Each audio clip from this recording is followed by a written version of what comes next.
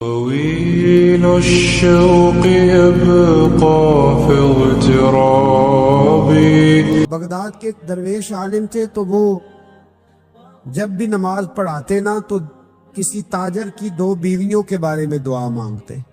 توجہ ہے میری بات پر؟ نماز پڑھاتے تو کہتے اللہ اس تاجر کی 2 بیویوں کو اپنی خاص رحمتیں عطا فرما.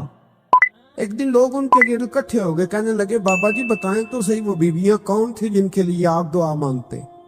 تو فرمانے لگے میرے شہر کا ایک تاجر تھا، بہت بڑا تاجر تھا، مالدار تھا پر بے اولاد تھا. اسے بغداد سے ملک شام جانا پڑتا تھا تجارت کرنے، اور کئی مہینے اسے شام کے ملک میں رہنا پڑتا تھا. اس نے اس طرح کیا کہ وہاں بھی ایک شادی کر لی. تو جو ہے نا میری بات پر، کیا کر لیا اس نے؟ دوسری شادی کرنا مرد کے لیے جائز ہے، تیسری کرنا بھی، چوتھی کرنا بھی بیک وقت، مگر اگر انصاف کر سکے تو. اگر چاروں میں ہم نہ آدھا مسئلہ سنتے ہیں اور آدھا ہی بیان کرتے ہیں، اگر انصاف نہ کر سکے پھر اس کے لیے 4 جائز، پھر وہ ایک ہی رکھے گا. تو عزیز دوست، دوسرا نکاح کر لیا، شادی ہو گئی. اب وہ وہاں کچھ زیادہ وقت گزارنے لگا، مالدار آدمی تھا، بیوی کو مکان بھی لے کے دے دیا. اب وہ دیر سے آتا واپس، اور جب آتا بھی تو اس کے وہ والے انداز نہ ہوتے جو پہلے ہوا کرتے تھے. اب بیوی سے بڑا جاسوس بھی کوئی نہیں ہوتا، اس کو تو پہلے پتہ چل جاتا ہے کہ ماجرا کیا ہے، اسے بڑی خبر ہوتی ہے. تو اس نے محسوس کر لیا کہ بدلے سے میری سرکار نظر آتے. وہ کہنے لگی اب کہ جب آتا جاتا ہے تو اس کے حالات کچھ بدلے سے ہیں، ماحول کچھ اور ہے. اس نے ایک بوڑھا آدمی جو اس کا عزیز بھی تھا اور سمجھدار بھی تھا اس کو تیار کیا. کہنے لگی اب کہ جب ملک کے شام جائے نا تو اس کا پیچھا کرنا اور خبر کرنا کہ کہاں رہتا ہے، کہاں جاتا ہے، کیا کرتا ہے. وہ بوڑھے بزرگ جو تھے وہ خاتون کے کہنے پر کچھ اس نے کرایہ بھی دیا. وہ اس تاجر کے پیچھے گئے اور واپس آ کے خبر دی. کہنے لگے کہ یہ تو 2-3 سال بیت گئے، اس نے وہاں بھی شادی کی ہوئی ہے، تجھے بتایا ہی نہیں. بیوی بڑی سمجھدار تھی، حوصلہ مند، زیرک، اس نے شور نہیں مچایا.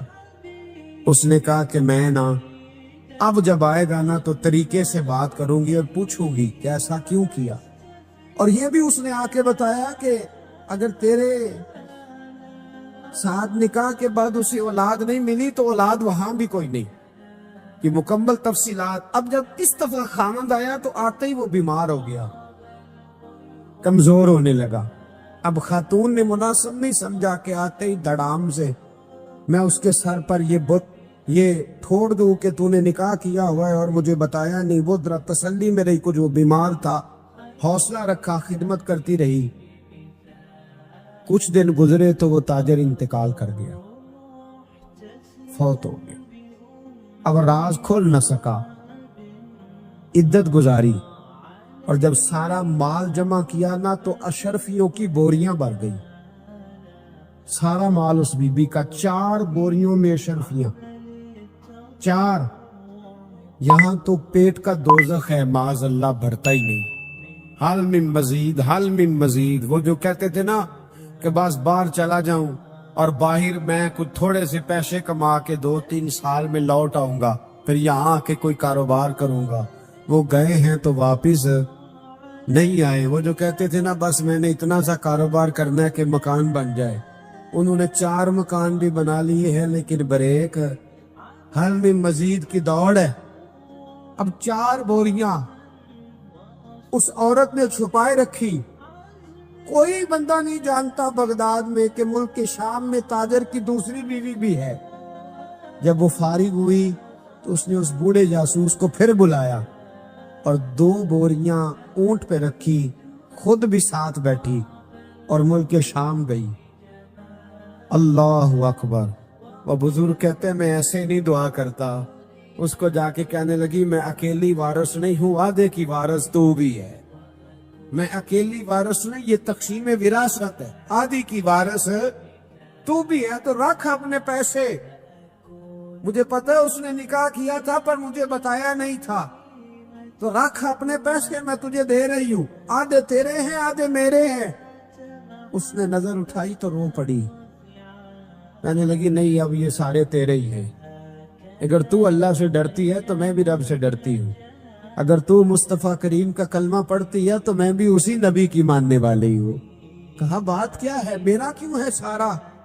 तो वो खातून कहने लगी वो 2 साल 3 साल से मेरे साथ निकाह था और उसने बताया था मुझे कि मेरी बीवी भी है, और मैं गरीब थी तो मेरे वालिदैन को भी बताया था कि मेरी दूसरी शादी है। ये मकान उसने मुझे लेके दिया था, मेरे तमाम अखराजात वो पूरे करता था, नानो नफका का ख्याल रखता था।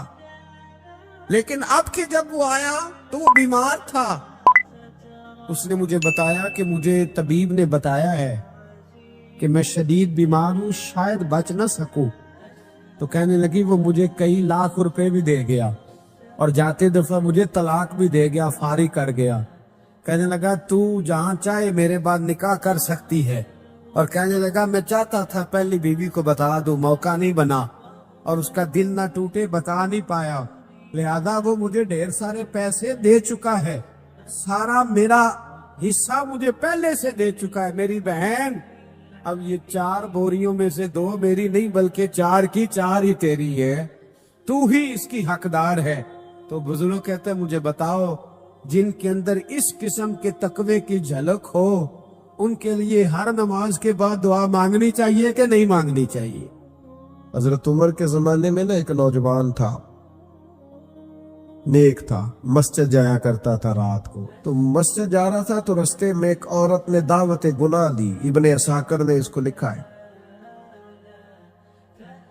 तो नौजवान था, ख्वाहिशात थी, कुछ तबीयत माइल हो गई। अभी उधर जा ही रहा था कि किसी ने आयत पढ़ दी, वाली मन खाफ मकाम रब्बी जन्नतान, जो रब के सामने खड़े होने से डरेगा अल्लाह 2 जन्नतें देगा। वाकई डर गया, वो वाकई डर गया, इतना डरा कि बेहोश होके गिर पड़ा। बीमारी से लोग बेहोश होते हैं, पैसे डूब गए बेहोश होते हैं, बच्चे के गम में बेहोश होते हैं। सच बताओ कभी खौफे खुदा से भी बेहोश होता कोई देखा है?